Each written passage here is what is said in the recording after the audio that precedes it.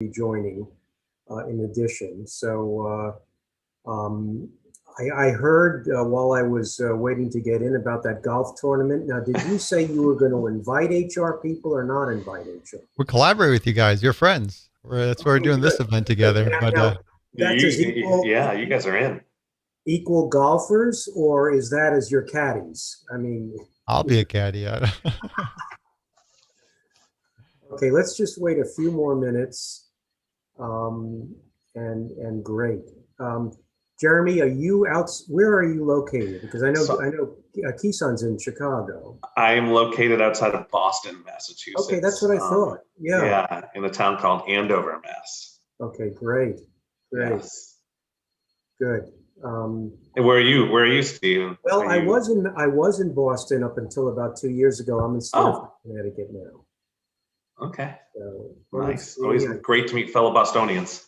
Yes. Well, I'm originally a New Yorker, so. Okay. I won't hold that against you. All right. You know what? Let's get started. I'll do the introduction, and then at the very end, when if you have time and you want to take questions, we can do that. And then I'll just do a hail and farewell for the group, because this is the last event of our second day today. So thank you. Well, it's now a pleasure to introduce our conference bonus event, the M&A Science Podcast Live Show. And Keeson, who you can see, we've heard your name a number of times today. He hosts this monthly podcast that typically has an audience of over 20,000 forward-thinking M&A leaders and practitioners from all walks of life, all types of companies, all sectors of the global economy. He's also the founder and CEO of Deal Room and author of Agile M&A. And when he's not focusing on M&A, he cycles the lakefront of Chicago. And so that's only one kind of leisure activity, because the other leisure activity is hosting a podcast, another podcast about leadership called Boss Move. So I guess M&A throughout his entire being. Keeson's going to be interviewing Jeremy Siegel, who's you can see also with us today. And Jeremy just said he's broadcasting from Andover, Massachusetts. Jeremy is the Senior Vice President of Corporate Development at Progress, which is a leading provider of application and digital experience technologies. Maybe you can take a minute and explain what that means, but it sounds exciting and high-tech. And Jeremy has over 20 years of experience in Corp Dev, both inside and outside. He's passionate. He's a passionate Boston sports fan who was a New England champion rugby player during his college days. We'll have hopefully some time for questions after the interview, active dialogue discussion portion of the podcast concludes. Please welcome Keeson and Jeremy. Gentlemen, please begin. Hey, thanks, Steve. Thanks, Steve. Welcome to M&A Science Live. This podcast is in a collaboration with our friends at the HR M&A Roundtable. If you're interested in learning about their organization, look on Google or search HR M&A roundtable.com. And if you're interested in keeping up with the latest from M&A Science, visit mascience.com. Subscribe to our newsletter. Again, that's mascience.com. I'm your host, Keeson Patel, CEO and founder of M&A Science and Deal Room. Joining me today is Jeremy Siegel, Senior Vice President of Corporate Development at Progress. Jeremy is a corporate development executive with over 20 years of experience in the technology industry, focused on M&A, strategic planning, joint ventures, divestitures, international expansion, and strategic partnerships. He's led all aspects of 40 plus acquisitions, divestitures, and strategic investments with an aggregate value of over $8 billion. Today, we're going to talk about how HR can be an asset to corporate development teams. How are you doing today, Jeremy? I'm doing great, Keeson. Good to see you again. And thanks for having me on this podcast. I love doing podcasts with you. So this is great. And HR is a topic that's near and dear to my heart. And a shout out to one of my colleagues who I believe is participating today, Polly Valkova, who's a great example of the star power that we have in our HR team at Progress that supports us in M&A. That means you got to be very kosher about what you say about HR folks, huh? Absolutely. But we got a good, lively crowd. So welcome the participation. Feel free to ask questions. Feel free any point to put any distinct comments you have for or against corporate development professionals, because Jeremy's here to represent all the corporate development practitioners out there, the good and the bad, and really take all sides of it. It's great. Now I'm really excited. We'll have a little roast session for you. That's all. Perfect. Okay. To kick things off, what does corporate development really focus on and care about from their standpoint?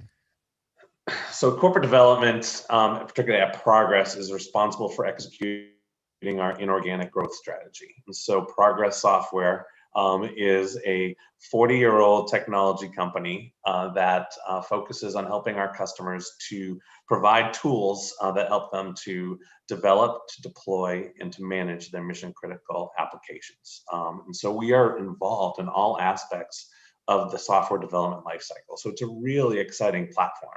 And my role in corporate development is to lead our M&A efforts and identify interesting inorganic opportunities to help accelerate our growth, with an ultimate goal of getting to $1 billion in revenue over the next 4 to 5 years. So just a small goal that we're focused on. So let's talk about, what should HR know? So HR, yeah. So HR, and Polly, if you're on, you know this, but HR plays a critical role in corporate development in our M&A process, because one of the key aspects of every acquisition that we do is the people, and making sure that we spend the proper amount of time understanding the people, understanding the values of the company, understanding the mission, understanding the culture, are all critical components. And if you miss any of those critical components, there's going to be a higher degree of likelihood of that deal not succeeding. So while it's obviously very important for us to find companies that can help us grow inorganically and drive that top line revenue growth, and finding really interesting technologies that can tell a really good story, if you don't have the people, the right people in place, it's just going to be very difficult. So HR, for me, is a vital role. And I love partnering with our HR team and stay very close with them through the M&A process. Well, let's try to expand HR's knowledge of the corporate development process and how they look at target companies, how they measure success. Could you maybe embrace some of that visibility in terms of what your expectations would be coming in from the HR side? Absolutely. And one of the great things when I came into Progress, there was this buzzword called M&A readiness that was a key initiative at Progress. And it was all about making sure each of the different functions that play a role in corporate development are ready to execute on an M&A transaction. And one of the teams that stood out from my perspective the most in that M&A readiness, at least here at Progress, was the HR team.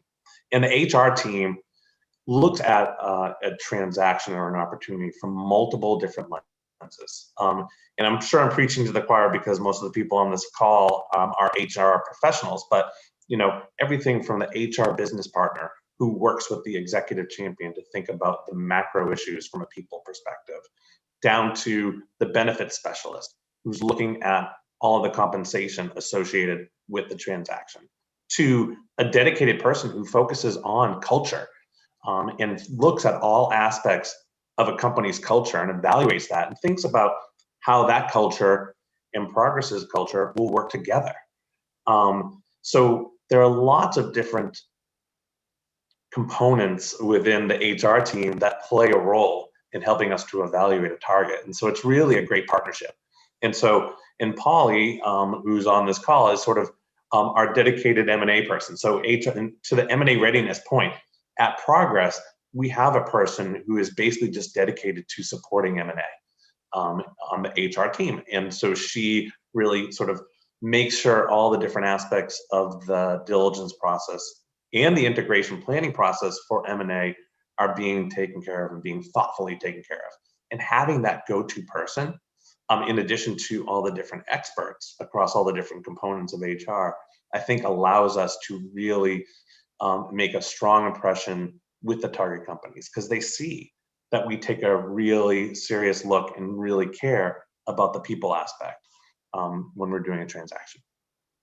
Could you identify maybe the top 3, 5 actions or behaviors that HR should demonstrate when working alongside corporate development? Oh my gosh, the key behaviors. Well, one that's absolutely essential is listening and listening and understanding what are the objectives of the deal, and then when we're talking to the target company, it's really making them feel like they're a part of the process and sort of asking them what's important to them. Like a lot of times when you're in an M&A process, you're so focused on asking all the questions to help you understand the business better, but you don't take a step back and ask the leaders and ask the teams what's important to them. And when our HR team comes in and asks those questions and really listens, that goes a long way. And I think that's an attribute that's super, super important.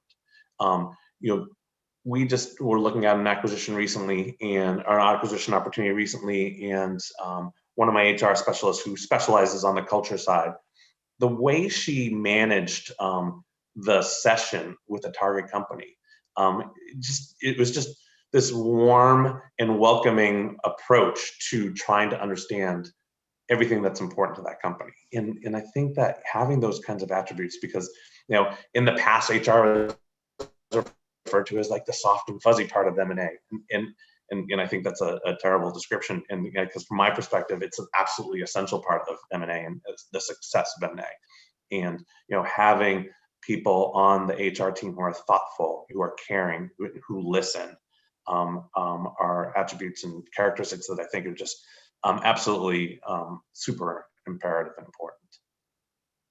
How about the biggest mistakes HR makes when interacting with corporate development? That's a great question. I think, and I think we've learned this, and I'm smiling because I think we need HR to really truly voice their opinions and their concerns. And we were looking at a transaction, and HR had concerns with regards to some of the things we wanted to implement. And I think we listened to those concerns, but we sort of said, all right, thanks for telling us that, but we're going to keep going. We need our HR team to be more vocal and say, no, Jeremy, Corp Dev team, no, CEO of Progress, you really need to seriously think about what the implications of some of these decisions are from a people standpoint. And I think we've heard that loud and clear. We do weekly diligence readouts when we're looking at an acquisition target, and there's a dedicated section of our weekly diligence readouts that's specific to culture.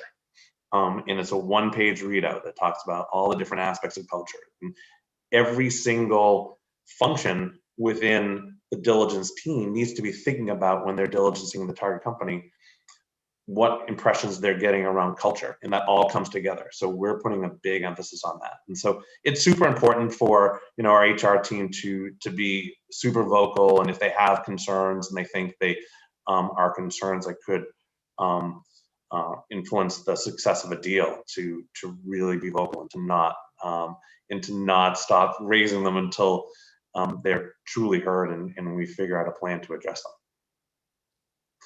So How about in organizations where they might not hopefully be? that answers. Hopefully that helps. This is good. What's that? Well, I'm Okay. thinking about organizations where they may not be such a tight relationship between HR and corporate development. So how in that circumstance can HR reach out to corp dev? Is it a missed opportunity not to engage? I think, yeah, and I think it's one of the questions I think you had from me when we originally were talking about this session was just making sure that HR is involved and involved at the right time. And sometimes on deals you bring in HR at that point when you sign that letter of intent and you're going into full diligence. But it's very important for at least some folks within that HR team to be aware of the deals that we're looking at and things that could be coming down the road shortly, because it's important for them to be thinking about what could the potential challenges be with this transaction. Are there a lot of international employees there, and what does that mean for being able to implement some of the operational efficiencies that we need to? Is their culture completely different than ours? Do they have more of a virtual type work environment as opposed to an in the office work environment? So starting to think about things that could influence how we approach diligence could influence how we approach integration planning is super important. So I have a bi-weekly call with our chief people officer at Progress, where I spend time with her specifically talking about the deals that we're looking at, target deals that could be months down the road, things that could be weeks down the road, so that she's aware of everything and she could be thinking about, as she thinks about her team, how she should be planning accordingly so that her team is ready, going back to that M&A readiness concept when a deal hits. So how would So I think, to the extent that their HR teams don't feel like their corp dev team includes them enough or underestimates the importance of HR and a diligence process, I think it's just really important for that head of that HR team to really just be vocal, and if they need to, escalate it to the CEO, because you can't underestimate the importance of the people piece in almost any transaction that you look at. And I'm sensing there's a tremendous amount of value in having a mutual relationship on both sides. And I'm wondering if there's There is. if you're going back to that same distance, if you're an HR practitioner, what would be a practical approach to reach out to Corp Dev with some of those key topics that are on top of mind for you that to really open up that kind of discussion? I think it's just sort of making sure that you have sort of ongoing one-on-ones in addition to the bi-weekly session I have with my chief people officer. I meet monthly with our head of HR business partners, again, so that she's aware of some of the things that are happening that we're looking at. And we can talk about it at a high enough level so you're not divulging anything from a confidentiality standpoint that would be problematic or sensitive. But giving them that visibility so that they can be thinking about not only how they're going to manage it from a resources standpoint, but what are some of the key challenges that you might encounter on one deal versus another deal. There might be a deal where, we know that, in order to make a model work, we're going to have to terminate a number of people within the company. So starting to think about how you approach that. There might be other situations where we know that the culture of the company is much more entrepreneurial, and Progress is a 40-year-old technology company. How are we going to position Progress to be exciting for that target company? HR plays a huge role in that. When we're doing all of our messaging and all of our planning around messaging, for particularly on the internal side, HR has a very key voice in that, because a lot of the questions that are going to come up are around the people, and HR being engaged in that aspect is huge. Yeah, I like that. You got to get the people excited about it, and they can really help Absolutely. influence that. How can HR leverage this relationship to increase HR's influence, effectiveness, especially in due diligence and early integration? Well, I think it's the partnership and that we have, and like I said before, it's making sure that that the HR team is vocal when they're doing the diligence readouts, really calling out what are the things that they've learned about the company from a people perspective that are good. What are the things that they've learned about the company from a people perspective that are bad? And what are some of the things that we could potentially do to address some of those concerns? One of the things that we do is we'll spend a lot of time with the target company, and a lot of these target companies will have done surveys, employee surveys. So you're trying to get a better feel for employee NPS scores. And in a recent survey, what were some of the things that they were satisfied about? What were some of the things they were dissatisfied about? How could coming to a bigger company like Progress help address some of those things that they were dissatisfied about? Like we were looking at an acquisition a year ago, and they were dissatisfied with the training that they got from a professional development standpoint. Well, Progress has this incredibly robust training program, and so again, as you think about the message and getting these target companies excited about working for Progress, identifying things like that and being prepared to talk to things like that when you're talking to the target company as now the acquired company is hugely valuable. And HR plays a critical role in that. Are there information that you gather on the corp dev side that's valuable to HR, and how do you transfer that information?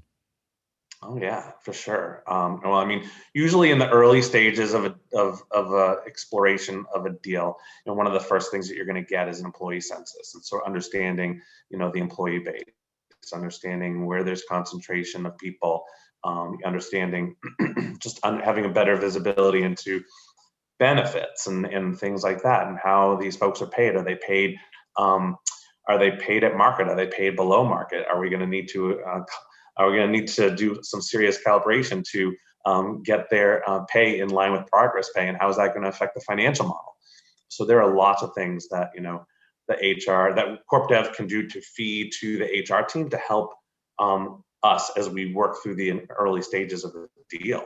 The HR team plays a huge role in helping us to build out our financial model, because they're working with the teams to think about where are there potential synergy opportunities, where are there potential dyssynergies.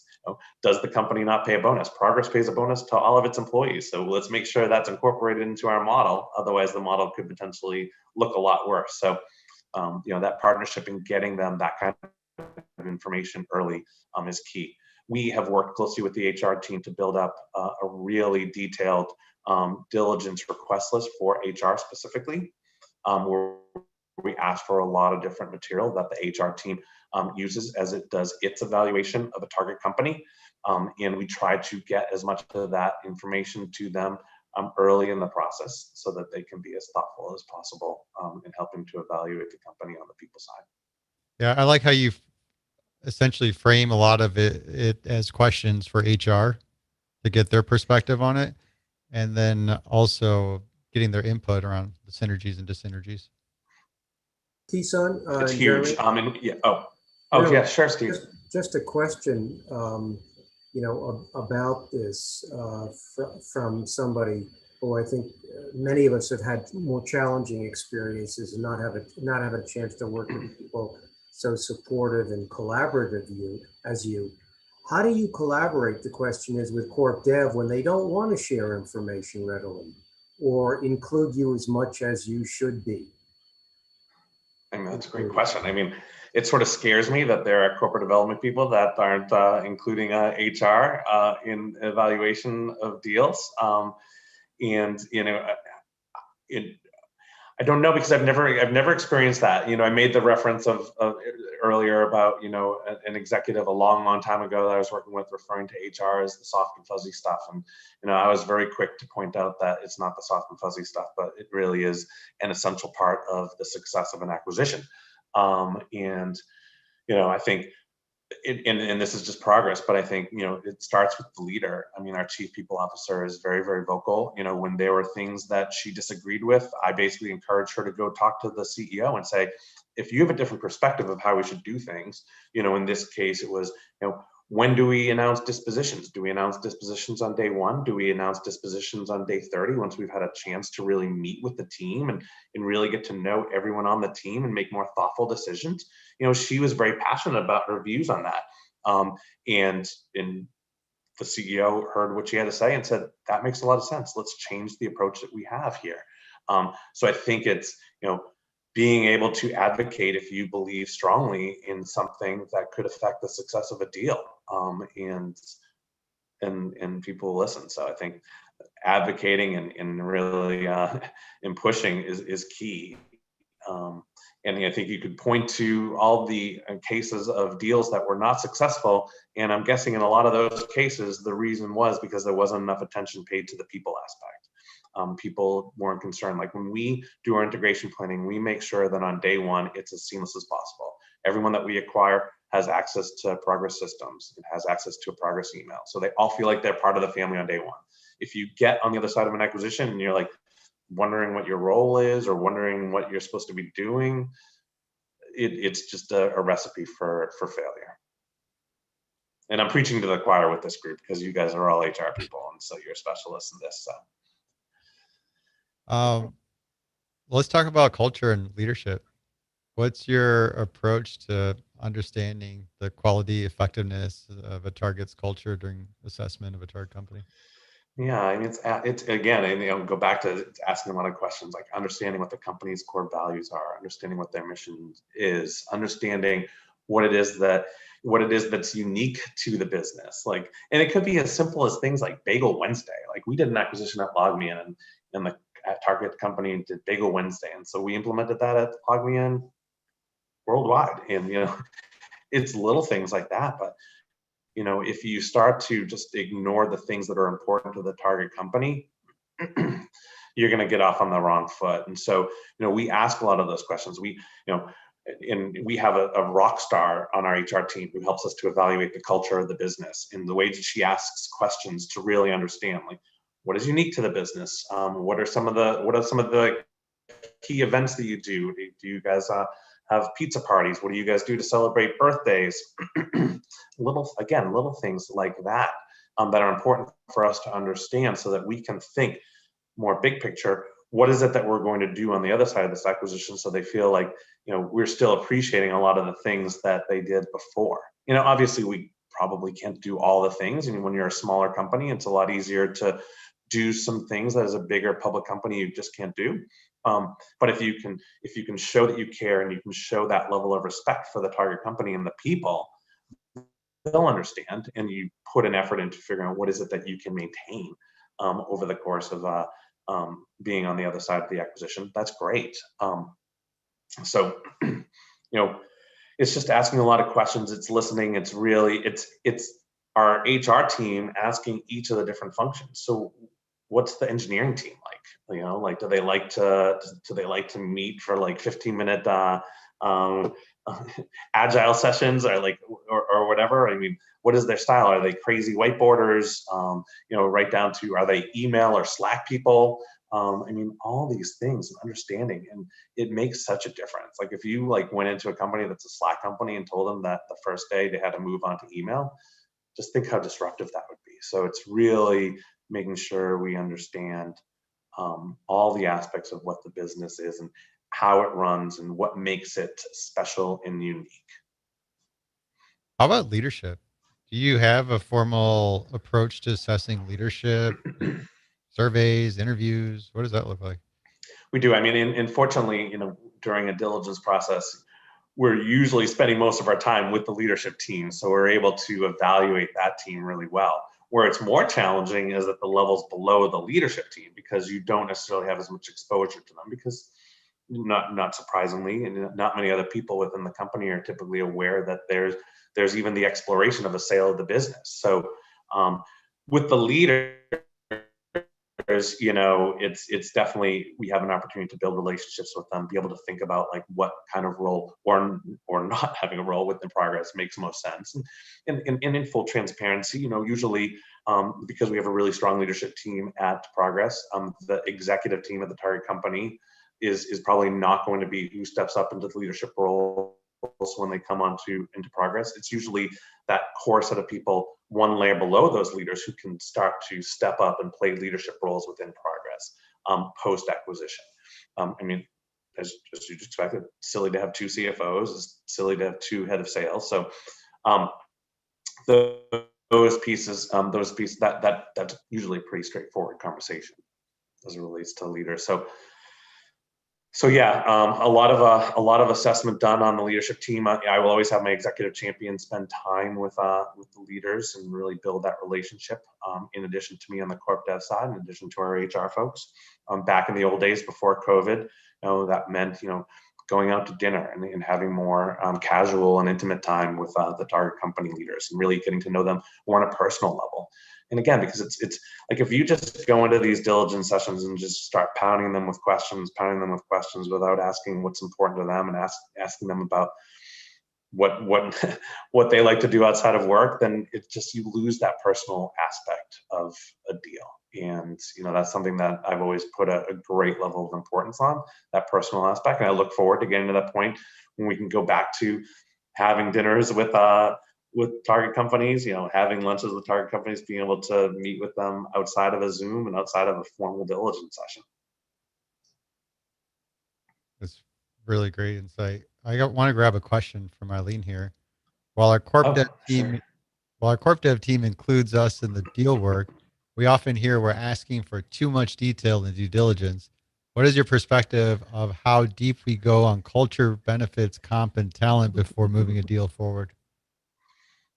It's a great question.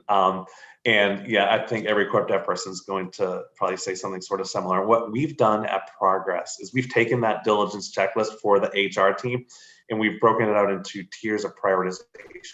And so we have our P1s, our priority ones. These are things that are absolutely essential.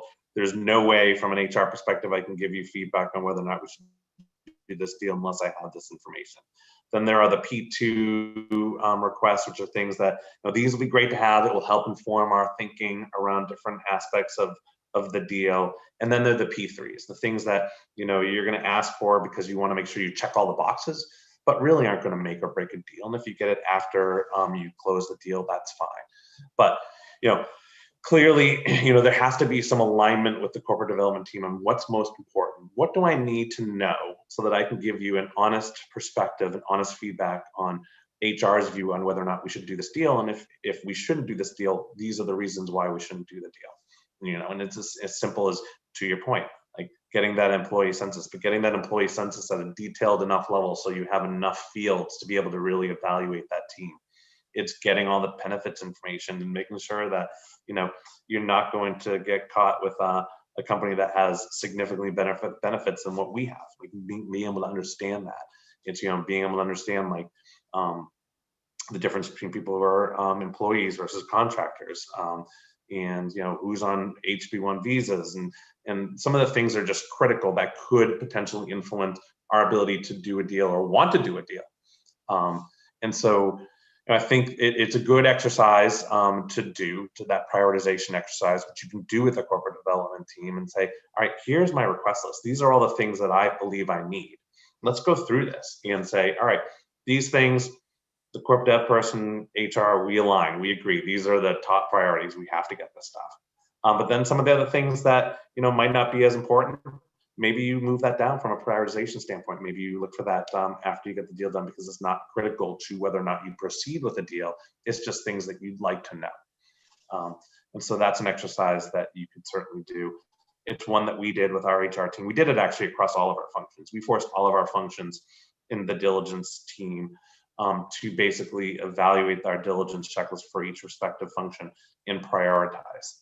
Because particularly in competitive situations where you're negotiating against private equity firms or PE-backed strategics, where they're willing to do diligence in 2 or 3 days. If we as a strategic are coming in and saying we're going to need the next 2 to 3 weeks to do our HR diligence, it's going to put us as an acquirer in a tougher position. So you have to sort of think about what is the situation.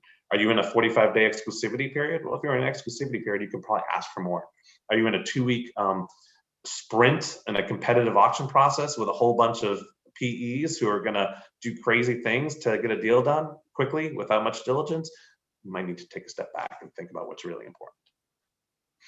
I like the model of framing the tiers of priority to make that really clear and allows you to have clarity on what you should prioritize. I have a follow-on question around the dinner meetings with the target. Do you include HR in those dinner meetings? It depends. Usually in the first couple of meetings, they're usually probably just the CEO, maybe myself, maybe the executive champion, and a couple of the leaders. But when you're doing on-site management diligence sessions, those sessions, absolutely, HR people will be, HR leaders will be in those sessions. I mean, it's not going to be a broad swath of HR people, but certainly the chief people officer, maybe the HR business partner who is responsible for that executive champions business unit. Absolutely, because it's important for them to build relationships too.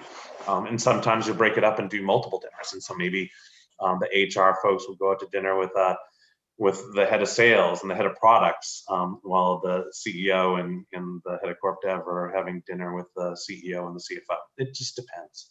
But absolutely, it's important for HR folks to be involved in those kinds of dinners too. Lunches, whatever it is. Question from Allison. How are you building relationships and trust with the target company today without going to dinners? Just curious if you found anything that works best. Great question. I think it's just building that relationship. And it's like when I'm talking to these target companies, it's not as if like on that first call with them, I'm talking about the fact that, hey, I want to buy you. It's more of a sort of get to know you and building that relationship. And so, those first couple calls are, just want to learn more about your company and hear what you guys do and see if there might be some interesting angles for it with progress. And maybe there's a partnership to have, or maybe there's something more strategic to have. And so it's sort of just building that that trust through just ongoing dialogue. But it's funny you asked that question. It's a great question. And I'm a firm believer in the personal interaction and the face-to-face interaction. We were looking at an opportunity, and you could tell that the company was just not comfortable to sort of get more in bed with us until they had an opportunity to meet us, and spend more time with us, and just hear more about like what's important to us. What do we do outside of the office? Because that's super important. So yeah, certainly it's definitely been more challenging with COVID. I was the first person when COVID first hit to say that I don't know if you can get a deal done 100% virtually, and then we went and did the chef deal 100% virtually. Never met the executive team. Still haven't met the executive team in person. And so you can do it. It's just certainly harder, and it just takes more time. Does that mean like 3 Zoom meetings equal 1 in-person meeting? I've never done that calculation. I don't know. But and hey, you can do. I've done virtual cocktail sessions with you on Corporate Development Roundtable. So maybe you set up a virtual cocktail meeting just to sort of catch up and say, hey, I just want to get to know you better. Let's catch up over beer. Whatever. Yeah, that's true. How are you dealing with the increasing data privacy requirements in deals? Oh, that's a great question. Tough one too. I know. I was going to say I'd love to have someone on my HR team help me with that. It's interesting, like, because an employee sensitive, like, and when we ask for the employee census, there's certainly fields that we'd love to get, like male, female, like date of birth and things like that are just like sensitive. And and again, it's just sort of saying, all right, is that really critical for us to understand right now, or what do we need to actually evaluate whether or not this business makes sense for us? What do we need to help us to do the financial model? Like whether it's a male or a female isn't going to help me determine whether or not that person's going to get a bonus or not, because I know if the person isn't getting a bonus, they're going to get a bonus at progress, whether they're male or female. So it's just sort of working through some of that. I probably am not the best person to ask that because I'm not as necessarily as close to those specific privacy issues that you guys have to deal with as HR specialists. But we obviously adhere to any of those sensitivities and don't do anything that would cross the line from getting too much information or getting private information that we're not supposed to have access to. We've gone this whole time without touching our script. We've been going off script, which is good. I knew you'd throw me curveballs. That's great. I threw you a big curveball. I said, let's just do the whole interview off script. Now I'm actually looking at the script and trying to find stuff we haven't talked about because we've covered a lot of this stuff. Well, I know you. One of the things was talking about advice to give to the corporate practitioners, and there are a few things, and one we've already sort of reiterated over and over again here, and it's that involving HR early and in the thinking about the culture. Another one that I will stress, and I think it's important, is don't be afraid to utilize third-party specialists for areas where you might just not have the bench strength, or if you're doing simultaneous deals all at once and you're just burning out the HR team because there's a very small group of people who are on my HR team that help with the M&A stuff. Third-party specialists are a huge alternative to helping out there. And if you we were looking at one recently where we didn't have a benefits person, so we brought on a third-party team to really help us evaluate the benefits on a target company, and that stuff is super important. And so I spent a bunch of time with my chief people officer, meeting with a bunch of different third-party specialists, and we then honed in on who it was that we thought were really the best partner for us. And so we've been building a relationship with them so that we know, like, hey, on this deal, we might need you for benefits. On this deal, we might need you to help with integration planning because we're going to be, there's the potential for some attrition. How do we deal with that? On this deal, there's some definite culture gaps. How do we figure out how to address that? So, that kind of partnership is hugely valuable from my standpoint. How do you address culture gaps? Culture gaps. Yeah. How do you? I want to get into that. I want to get to the. Well, yeah. Well, I know. Because one of the questions was, have you ever walked away from a deal because of culture? And we we did at LogMeIn. We walked away from a deal, and it was a deal with really cool technology, but the team was just, it was a bizarre team, and it was all started with the leader, the CEO, who just had bizarre characteristics, and it wasn't just me picking up on that, it was everyone diligencing the company picking up on that. But we got so in love with the technology, we're like, all right, we can overlook this, they're probably not going to stay with the company that long anyways. But it just built up and built up and built up to the point where it's just like there's going to be problems on the other side here, so better to walk away. And it was a smaller deal, so it didn't really matter. But as far as it relates to culture gaps, is just trying to figure out what is it that you can sort of incorporate from their culture into our culture to sort of make them feel like you're at least addressing it and thinking about them, and not just saying, and there's certain acquirers, I'm not going to mention names, who basically say it's our way or the highway and we don't care what you guys do. I don't think that's progress at all. Progress definitely takes the time to think about what can we incorporate, and if there are culture gaps, how are we going to address that? And if Polly's still on, and I know it's late in Sophia, so she might be off at this point, but I mean, she knows, we've dealt with things, that we just weren't thinking of, and I'll give an example. When we did the acquisition of Chef last year, the initial leadership team that we announced was all male, and we should have been more thoughtful about that, and the reaction from the target company, from Chef, was not good. I mean, they were very upset that there were no women as part of that leadership team. Why didn't we consider women as part of that leadership team? And it's something that we need to be more thoughtful of when we think about these kinds of transactions. But that was something that we just didn't pick up on. But in not to say that isn't important in progress, but it was very important to the Chef team. And if we had known more about that in advance, we could have been more thoughtful on how we selected that team. And I will say, and this is another plug for Progress HR. Progress has these these employee resource groups for inclusion and diversity that are absolutely incredible, and just a great way for different groups to be able to talk about issues relating to whatever it is, whether it's our LGBTQ team or our Progress Women team. I mean, we have a whole bunch of them, and I think that that creates more awareness and more visibility into things that we need to be thinking about as a corporate development team, working in partnership with our HR team when we're looking at deals. I'm still trying to figure out the culture gap. It just seems a tough one. I'm in my head, I'm imagining, we've had a couple strategic interests over the past year. And that's the first thing in my head was, you're a large company.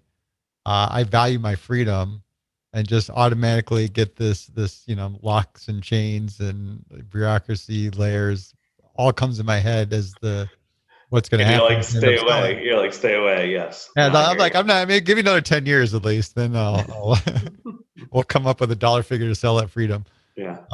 So how does that work when you're working with those kind of upstart companies? And there is a level of, but no matter how you frame it and shape it, and saying, hey, we got, hockey air tables and ping pong tables and, unlimited PTO and stuff. Right. Well, coming from LogMeIn, when I went to LogMeIn, I walked in the office, and before I even went in for my first interview, they took me up to the roof deck, show me the roof deck, and then down to the barista to get coffee, and then over to the indoor basketball court.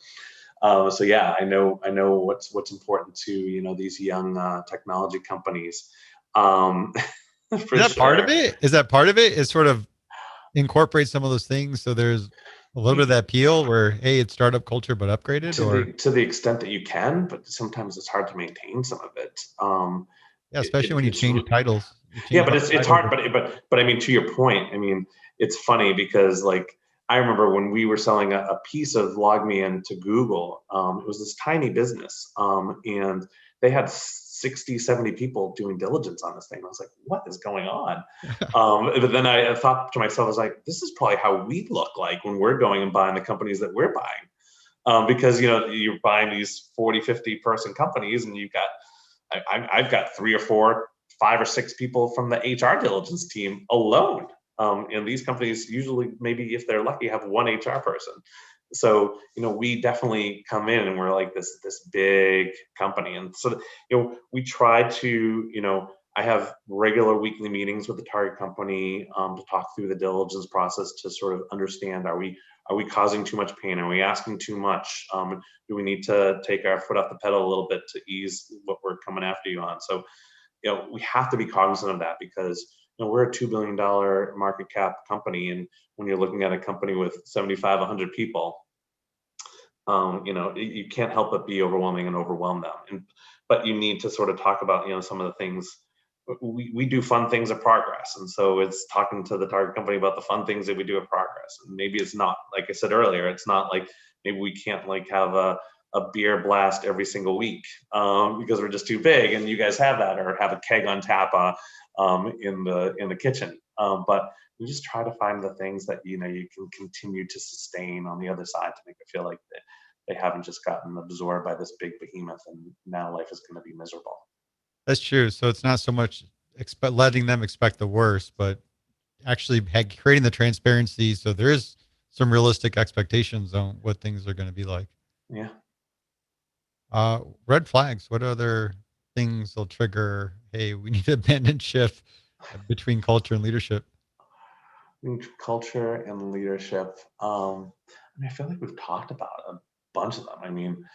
I'll make sure they're all covered. If we do ask the question when we're doing diligence of the leadership team, like, how do you think the company's going to react to Progress buying you? Are they going to be excited about it?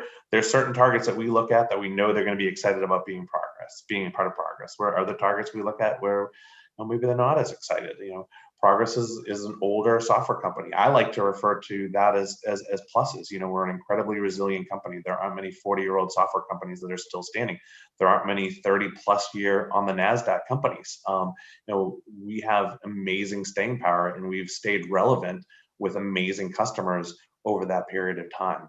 So, but you have to understand that, like why aren't they going to be excited about working at Progress? And then HR can be proactive about thinking about ways to get them excited. And ideally, it's not just compensation, but it's other things that are going to get them excited. It's the professional development. Like when we were reading the surveys for the Chef acquisition, it was clear that they wanted more professional development. So we were able to address that. It's not just we're going to give you more money and so hopefully you'll stay. It's we're going to give you more money. And we're going to take a serious interest in your professional development, and we're going to give you opportunities like being able to move to Spain. We have someone on the HR team who moved to Spain. That might not have been as easy to do in a 100-person company when everyone's out on the West Coast. It's a lot easier to do. So finding those things to make people realize how special a place Progress is key. A question here from Robert. Culture. Do senior people rotate jobs as part of talent management? And how do you do this when the culture of the two companies is different? Senior people rotate jobs. You mean within Progress? I know one of the GMs of one of our businesses was formerly the chief marketing officer. So, there are opportunities if you're looking for different things from a professional development standpoint. Our CEO, Yogesh, is super committed to understanding what is important to folks on his team from a professional development standpoint. We don't have any sort of formal rotational program per se or anything like that. But, it's an interesting idea. But, and that goes back to the point that I mentioned earlier about understanding what's important to the target company and their team and the people. And we're asking that of every single person. And, as part of those interviews that we do with each person, we're asking them, are you excited to work with Progress? Why are you excited to work with Progress? What will get you excited about working at Progress so that we can figure out ways to address that? And some people are going to say, I'm not excited about working at Progress. Great. It's good to know that. And we're not going to hold anything against you because you said that. And so, that's why, doing those interviews and our HR team is incredible. They're able to organize those in an incredibly quick manner and ideally give every person an opportunity to really have a voice. And they shouldn't be thought of as interviews per se. They really get to know you better and understand who you are, what your role is, what's important to you, what's not important to you.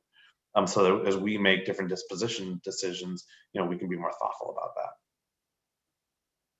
I sort of digressed on the answer to the original question, but we don't really have any sort of formal rotational thing, but it's an interesting idea. I'm just going through our outline. We touched on all these things. Okay, good. You got any? Because I can't handle any more curveballs. Well, I got one. Yeah, I got the rest of my signature last question for you. But before that, do you have anything you wanted to share? Any other tips and advice for HRM&A practitioners? I shared some of the advice. I mean, I'm lucky. We have a great team here at Progress. We work really closely together. We work really well together. I have a senior director on my team who goes to the HR leadership meetings and just has that level of visibility. And again, we're that committed to making sure that there's that level of engagement between corporate development and HR. And I hope that, that results in really positive outcomes in the acquisitions that we do. I see some paid advertising from Pauline on your team. Just kidding. Yeah. I put a really sweet note that says, being on the HR people team at Progress, I can just say that we have a corp dev team that's very approachable and enables this great partnership and collaboration we have. They care for people and really listen to what we have to say. I admire leaders who walk and talk. And I've told Jeremy he's one of them. Thank you for all your leadership, listening, partnership. So thank you, Polly. It's great having someone plugged into the audience who works at your company. This is awesome. Thank you, Polly. We can't, yeah, it's part of it. I saw this last question from Tiffany. When do you ask those questions, the things you don't recall interviews, before or after employment decisions are made? Yeah, so it's before the employee decisions are made. And again, I will preface that by saying, when we are doing our financial modeling, we're doing some high level assumptions. Yeah, we probably don't need 8 people in this group or 6 people in this group, but we don't necessarily know who those people are that we're going to want to keep. So there might be some general assumptions that we make in the model before we do these interviews. But yeah, so we'll do these interviews, after we announce a transaction. And again, I hate calling it interviews because not interviews. We'll do these meet and greets or whatever you want to call them after we announce the deal, and get to know the different folks. And we'll have the functions that they would work for do those meet and greets, and we'll have someone from HR in each of those meet and greets. So someone from HR is definitely hearing from every single one of those people and bubbling that back up, which is great. Jeremy, what's the craziest thing you've seen in M&A? The craziest thing I've seen in M&A, I think the craziest thing I've been seeing in M&A is over the last few months, just some of the crazy multiples that are getting paid for businesses that you just scratch your head and say, I don't know how that company justifies that kind of multiple, or some of the crazy things that different acquirers are willing to do that we as a public company can't do to get a deal done quickly. To just not do certain diligence that just is super important to us. All right, let me rephrase that, because you're giving me a very default corporate dev response, because I could probably ask any corp dev head and they'll give me the exact same thing. What's the craziest surprise you've seen on a deal during an M&A? The craziest surprise? Diligence or integration? Oh, God. All right. See, I knew you'd stump me on something at some point, and then you had to wait till the last question. I have to think about it. I'm gonna say, because we do such good diligence that that we try to minimize the number of surprises that we're going to uncover. So if I said that there were big surprises, I would look like I don't run a really good diligence process. So I'm going to be very careful and say that I don't have a good response for you now, but I'll think about it and we'll talk about it offline. Next Corp Dev Roundtable, I'll come to you with something. All right, we got you on that one. Hey, Jeremy, thank you so much for your time today. I enjoyed this. Thanks, Kisan. Very off the cuff conversation, and yeah, I hope those of you with us did as well. Here's to the deal. Yeah, likewise. And Steve, thanks for inviting me, and I appreciate you doing sessions like this around M&A and HR specifically, and happy to answer questions that pop up after the fact. You have my email. You can send me an email, and happy to answer anything else. Okay, we might have a few more questions, so we'll ask our folks to get those to us thank you both very much. Kisan, it's always a pleasure to listen to you and how you're very calm, but you get to all the topics that are both controversial and interesting and compelling. And Jeremy, thanks. I think we may actually, there might be a number of HR M&A folks that are going to want to put you on the road to retrain their own corp dev folks. But anyway, Great. thanks both of you. Thank you. I hope all of you had a great day today, and looking forward to tomorrow to see all of you or most of you. We'll start our third conference day with our special panel on technology. And that will start at 11 o'clock East Coast time, 8 o'clock West Coast time. So try and get in on time because we have a lot to cover. And thank you all very much. Thanks, Kisan. Thanks, Jeremy, again. And Thanks, have Steve. a good evening, everybody. You too. Thanks, everybody.